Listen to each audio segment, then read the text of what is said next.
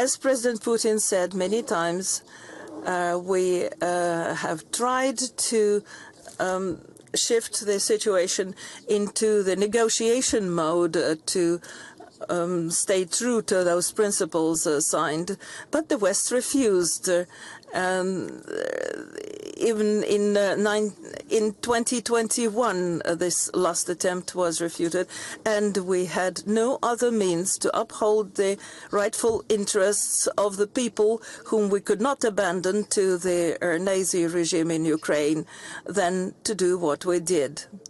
As to NATO membership, a neutral or non-bloc member and non-nuclear Ukraine was part of the Declaration of Independence of Ukraine, signed and adopted in 1991.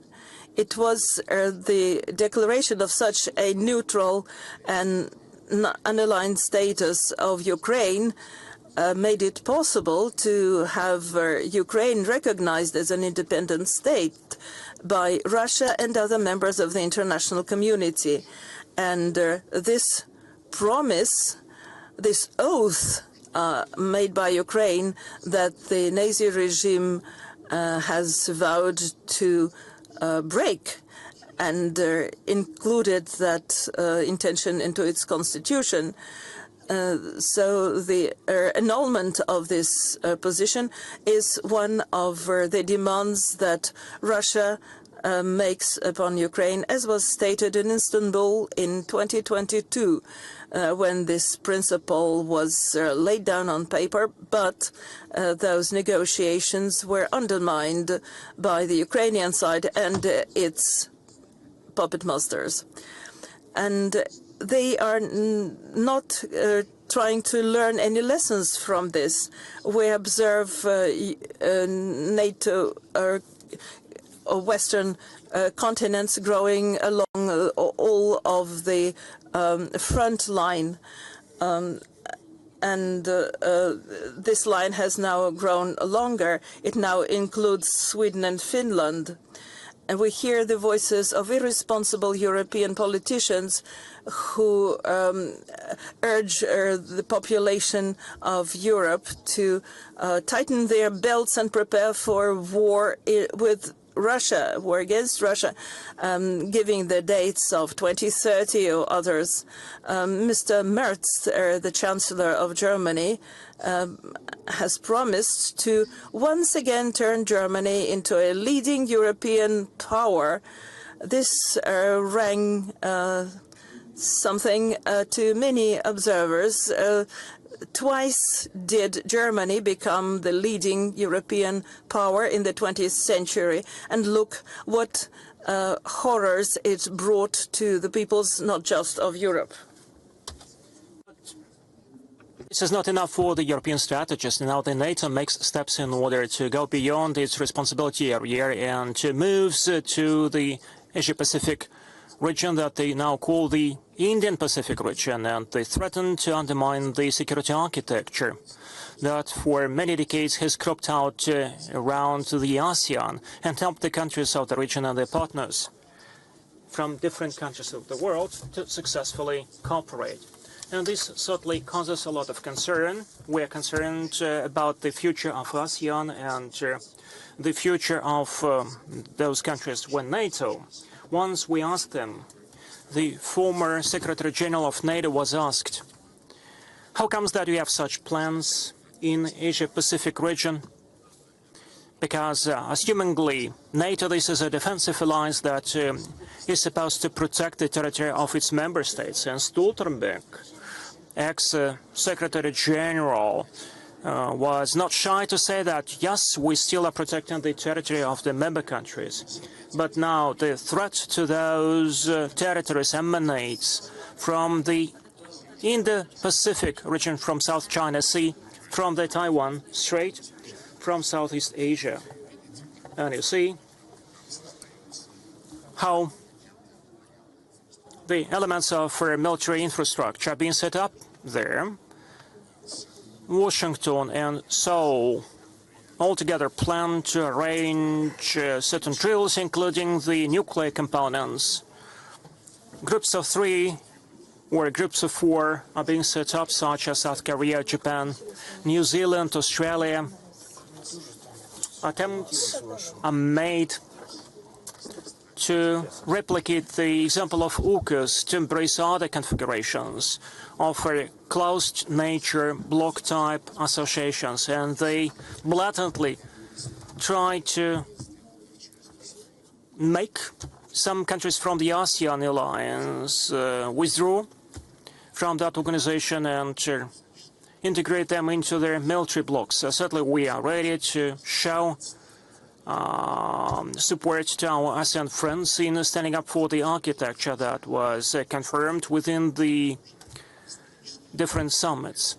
The historical experience shows that if NATO comes to you, then you have to wait for horror, and former Yugoslavia remembers that, along with Libya and other countries.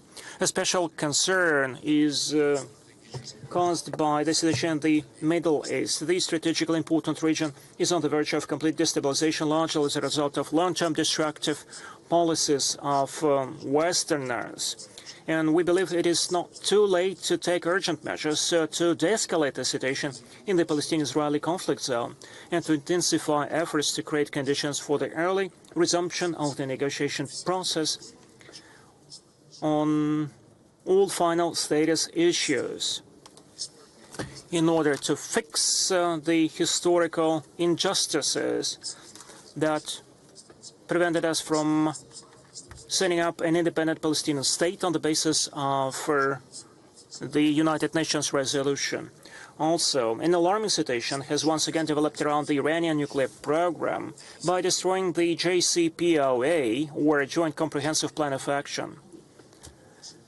Such a decision was taken by the United States 8 years ago, and certain circles in the United States and in the West expected to put an end to Tehran's civilian nuclear developments, disregarding its legitimate rights under the Non-Proliferation Treaty. And now we see negotiations being held between the United States and Iran,